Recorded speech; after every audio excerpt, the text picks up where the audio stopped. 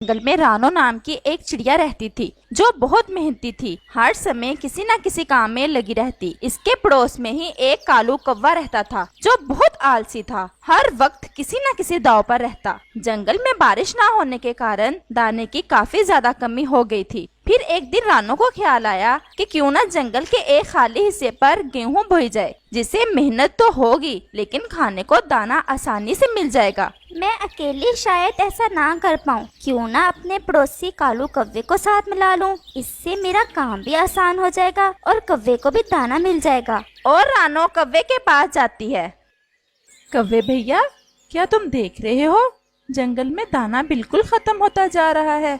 हाँ, ऐसा ही है। बल्कि मुझे तो आज 2 दिन बाद दाना मिला था, अभी अभी खाया है। कहीं तुम मुझसे दाना उधार तो नहीं लेने आई?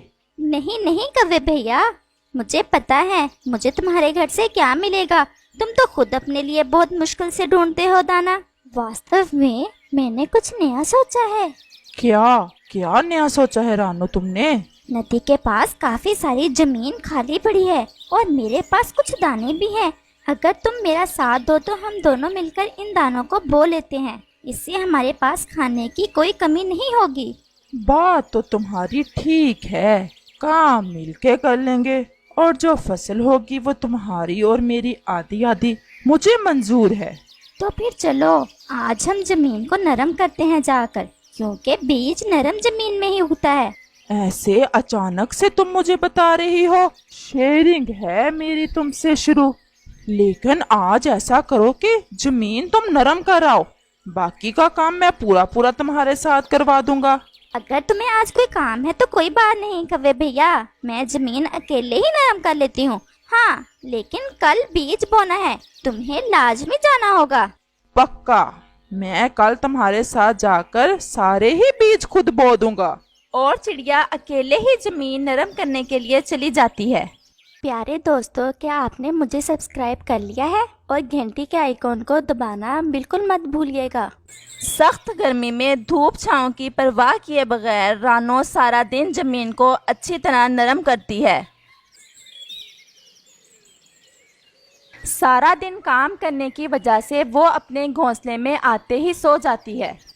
और रानो सुबह होते ही जल्दी से जो दाने इसके पास पड़े थे लेती है और कौवे के पास चली जाती है। आओ आओ रानो, मैंने कल सोचा तो था तुम्हारे पास जाऊं, लेकिन धूप कुछ ज्यादा ही थी, इसीलिए आ ना सका। वैसे जमीन अच्छी तरह नरम की है ना तुमने? आखिर शेयरिंग का मसला है। कौवे भैया, मजाक अच्छा कर लेते हो। हाँ, वो तो मैंने अच्छे से नरम कर दी थी, लेकिन आज भी काम बहुत ज्यादा है। दानों को जमीन में बोना है। कोई बड़ा काम नहीं है। मेरा दादाजी जब जिंदा थे तो मैं अक्सर इनके साथ जाया करता था। वो बहुत अच्छी तरह दाना बो लेते थे। मैंने इनसे बहुत कुछ सीखा है। तो फिर चलो। और कौवा जैसे ही चलने का सोचता है, इसकी एक नजर सूरज पर पड़ती है जो सुबह सवेरे ही आग बरसा रहा था। इसकी आज फिर नीयत खराब हो जाती है। रानो, तुम चलो, मैं तुम्हारे पीछे आता हूँ। छम छम करता आता हूँ, काका करता आता हूँ। और रानो चिड़िया फिर से अकेली ही चली जाती है। नदी के पास जाकर वो जमीन में दाने बोना शुरू करती है। वो एक एक दाना अपनी चोंच में लेती, उसको जमीन में रखती और ऊपर से नरम मिट्टी डाल देती। और वो मुड़ मुड़ कर कौवे को बार बार देखती। लेकिन रानो चिड़िया ने सारे ही दाने बो दिए और शाम हो गई, लेकिन कौवा ना आया। और रानो थक हार कर शाम को वापस लौट आती है। कौवा सामने ही बैठा था। रानो, माफ करना, मैंने तुमसे शेयरिंग तो कर ली। मैं अपनी बात पर अब भी खड़ा हूँ, लेकिन जैसे ही तुम गई मेरे सर में सख्त दर्द शुरू हो गया। मैं आ ना सका, लेकिन कल मैं खुद ही तुम्हारे पास आ जाऊंगा और तुम मुझे कल का काम भी बता देना। अगर हो सका तो मैं अकेला ही कर आऊंगा। हाँ, मैंने तुम्हारी बात मान ली। होगा तुम्हारे सर में दर्द, भला ऐसे तुम क्यों कहोगे? अब मैं थकी हुई हूँ, मुझे जाकर आराम करना होगा। और चिड़िया अपने घोंसले में चली जाती है।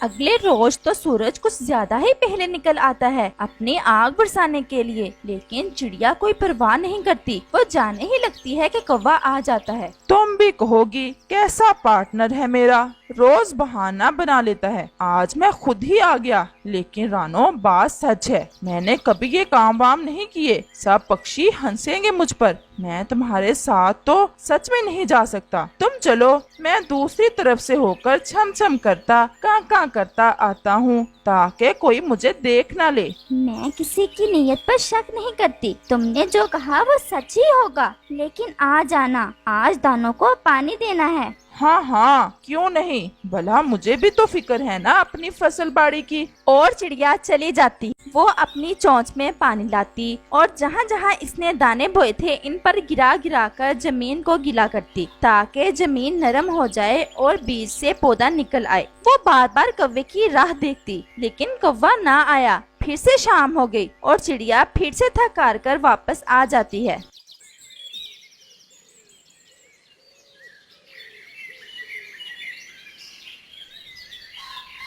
कौवा फिर से बैठा इसका इंतजार कर रहा था। चिड़िया रानो, आ गई हो। अब तुम ये ना कहना मैं झूठा हूँ। जैसे ही मैं दूसरे रास्ते से आने लगा तो मेरा मामा मेरे घर की तरफ आ रहा था। मैंने देखा तो दिल में सोचा, काम तो सारी जिंदगी ही करने हैं। मेरी माँ का भाई आया है, क्यों ना आज इसकी सेवा ही कर लूं। और मैं वापस चला आया। हाँ, ऐसा ही होगा। मैं किसी पर शक नहीं करती, लेकिन कल सवेरे तक दानों से पौधे निकल आएंगे और शायद इनके साथ कुछ गैर जरूरी पौधे भी। हमने कल वो गैर जरूरी पौधे निकालने हैं, जल्दी जाना होगा। पक्का, मैं भी इधर बोर ही होता रहता हूँ। जाते हुए मुझे खुद ही बुला लेना। और चिड़िया चली जाती है। रात गुजर गई और फिर से चिड़िया कौवे की तरफ जाती है। चलो भाई कौवे भाई, चले। मैं तुम्हारा ही इंतजार कर रहा था। मेरे दादाजी के कुछ औजार पड़े हैं पुराने, जिनसे हम गैर जरूरी पौधों को आसानी से निकाल सकते हैं। लेकिन एक मसला है, वो बहुत पुराने हैं, इनकी सफाई करने वाली है। मैं आया बस, तुम चलो। मैं तुम्हारे पीछे छम छम करता कां करता आता हूँ। और रानो चली जाती है। वो फिर से धूप और छांव की परवाह किए बगैर सारा दिन काम करती है, लेकिन कौवा आज भी नहीं आता।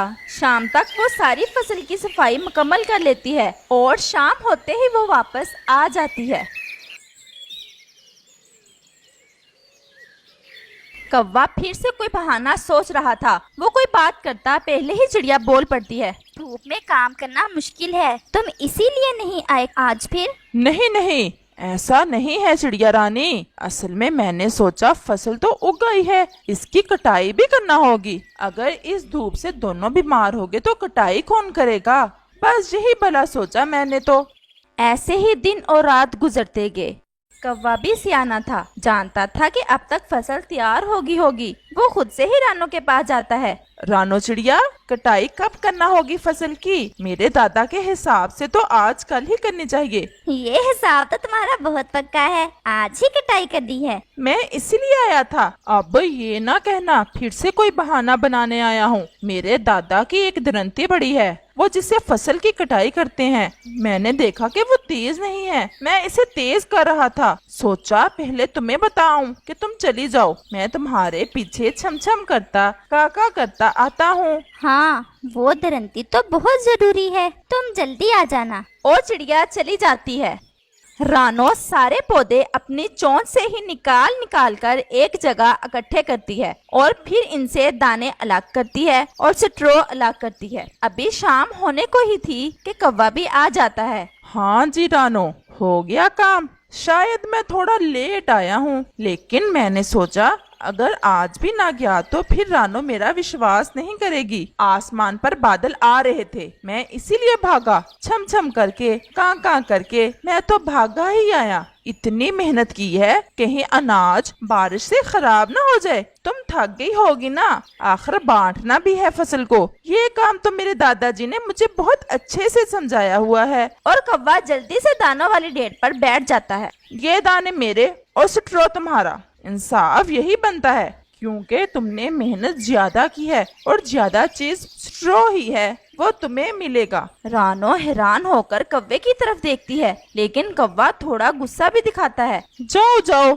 जल्दी जाओ, अपना स्ट्रॉ समेट लो, बारिश आने वाली है। बेचारी चिड़िया खामोश होकर स्ट्रॉ के पास बैठ जाती है और फिर अचानक से बारिश शुरू हो जाती है। चिड़िया तो जल्दी से स्ट्रॉ में जगह बनाकर छुप जाती है, लेकिन कौवा लालच में दानों के अंदर ही छुप जाता है। ज्यादा बारिश होने के कारण सारे दाने सरकित कर कौवे के ऊपर गिर जाते हैं और कौवा अपने लालच की वजह से अपने अंजाम को पहुंच जाता है और वहीं मर जाता है। इस कहानी से हमें ये सीख मिलती है कि कभी कभी बहुत ज्यादा चालाकी हमें ले डूब